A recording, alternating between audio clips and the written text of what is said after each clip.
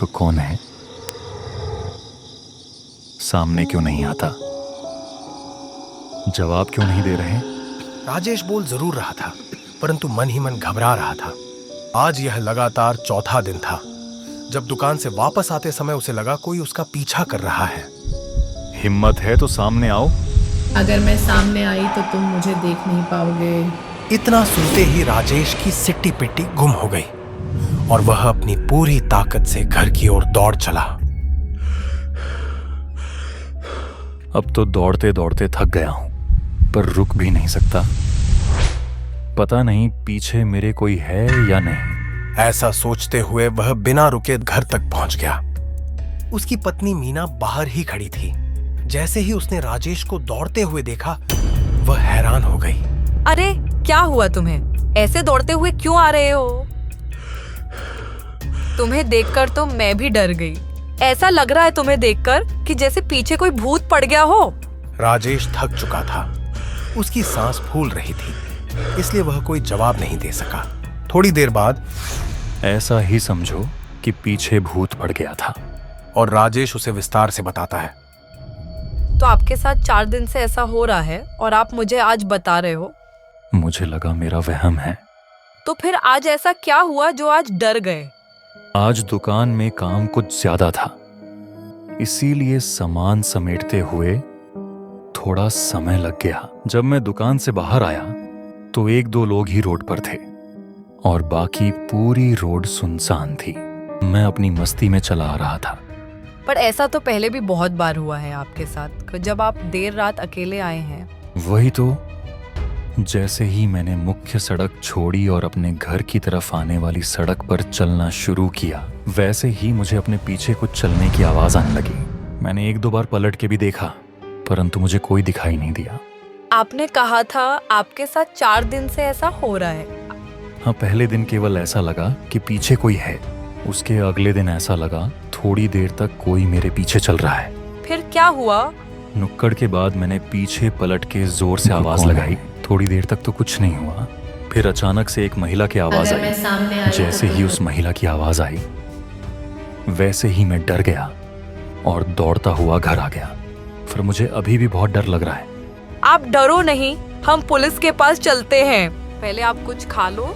नहीं, मैं अभी कुछ खा नहीं पाऊंगा और अब तो मैं घर से बाहर भी सुबह ही निकलूंगा। राजेश और मीना जागते हुए ही रात बिता देते हैं। अगले दिन सुबह दोनों पुलिस स्टेशन जाते हैं। इंस्पेक्टर साहब, आपसे बड़ी मदद की दरकार है। इंस्पेक्टर देखते ही समझ जाता है मामला गंभीर है। हाँ, आप लोग बैठे और बताइए, आप इतने डरे हुए क्यों हैं?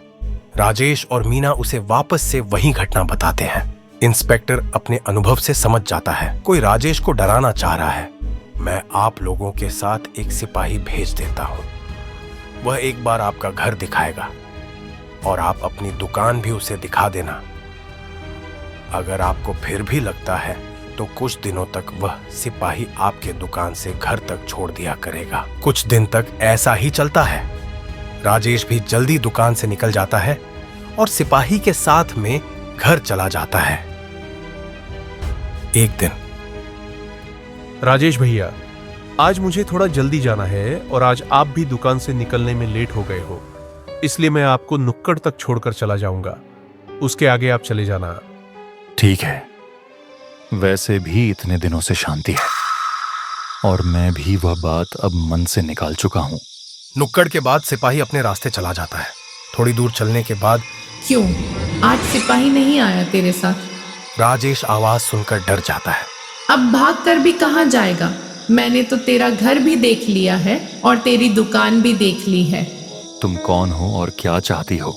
मैं तो बस इतना सा चाहती हूँ कि या तो तू मेरे पास आ जा या हमेशा के लिए दूर चला जा।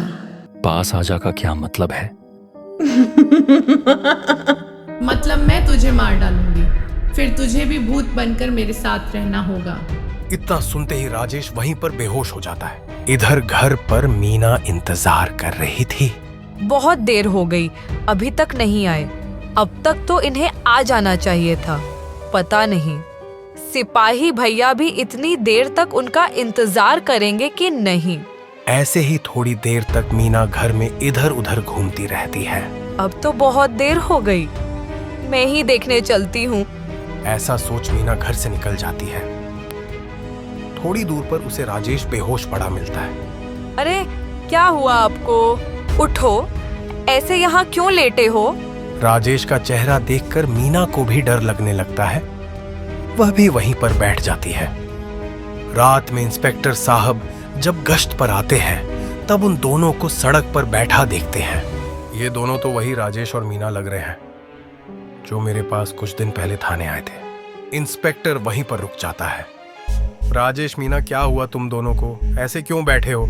इंस्पेक्टर की आवाज सुनकर दोनों में हिम्मत आती है और वे दोनों डरते हुए सारी बात बताते हैं। चलो अभी तो मैं तुम्हें तुम्हारे घर छोड़ देता हूं, इस बारे में सुबह होने पर बात करेंगे। इंस्पेक्टर उन दोनों को उनके घर छोड़ने के बाद मैं एक बार वापस उसी जगह चलता हूं जहां राजेश बैठा था। अगर वह कह रहा है उसे आवाज आई थी तो कहां से आई होगी? ऐसा सोचकर इंस्पेक्टर वापस उसी जगह जाता है। थोड़ी देर खोजने के बाद उसका ध्यान एक पुराने पाइप पर जाकर अटक जाता है। थोड़ी देर तक पाइप को घूमने के बाद वह मुस्कुराता है और वहां से चला जाता है। आखिर इंस्पेक्टर को भी कुछ नहीं मिला। अगले दिन सुबह इंस्पेक्टर 2 सिपाहियों के साथ आता है। इस पाइप को धीरे से उठाओ और देखो इसमें जो ये पतला सा तार जुड़ा हुआ है ये कहाँ जा रहा है? जब सिपाही पाइप उठाते हैं तो उसके नीचे छोटा सा लाउडस्पीकर रखा दिखता है और तार के सहारे चलते चलते वे लोग मंगलू के घर पहुंच जाते हैं।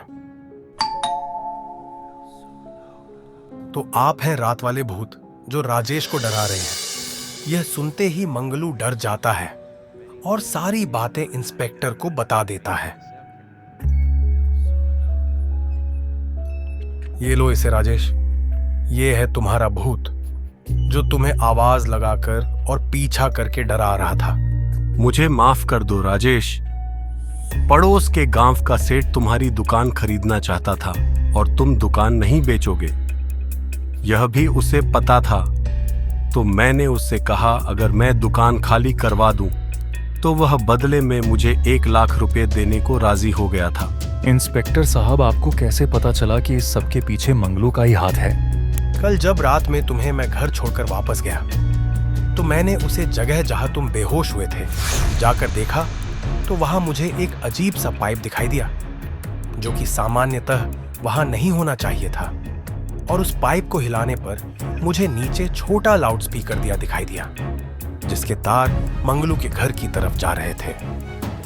बस ऐसे में हमने मंगलू भूत को पकड़ लिया।